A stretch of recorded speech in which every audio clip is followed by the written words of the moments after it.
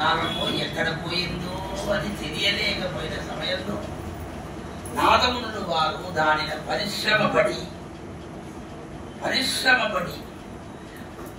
ఆళ్వార్ తిన్నగను వెళ్ళి అక్కడ 12,000 సార్లు కడలను చెల్తాము ఆచార్య వైభవ ప్రబంధమాన కట్టెలను చెల్తాంబై అని చెప్తుంటున్నాడు గురుపరంపర.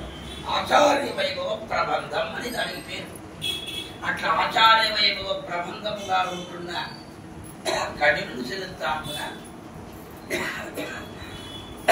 ఏకాగ్రంగా ఏంటి మనస్సు ఎక్కడ వెళ్ళకుండా ఇక్కడ ఉన్నా ఇక్కడే ఇదే సమయంలో ఇంకొక చోట్ల మనస్సు ఉంటున్నా ఇక్కడ మనం చెప్తుంటున్న విషయాలు ఏది కూడా మనకు అర్హత లోపల తిరగదు,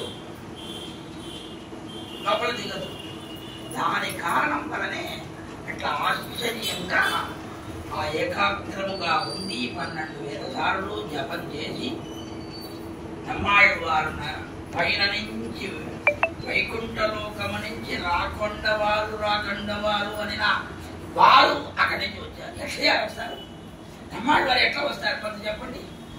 ఇక్కడి నుంచి పోయిన వాళ్ళు రావటం లేదు అంటున్నారు. నజ పునరావర్తతే అప్పుడు నమ్మాడు వారు వచ్చారు అని చెప్తున్నారు. ఎట్లా వస్తారు? అంటే రావటం వారికి ఏమి స్పెషల్లా? అట్లా రావటానికి వీలు పడుతుందా అని దానికోసం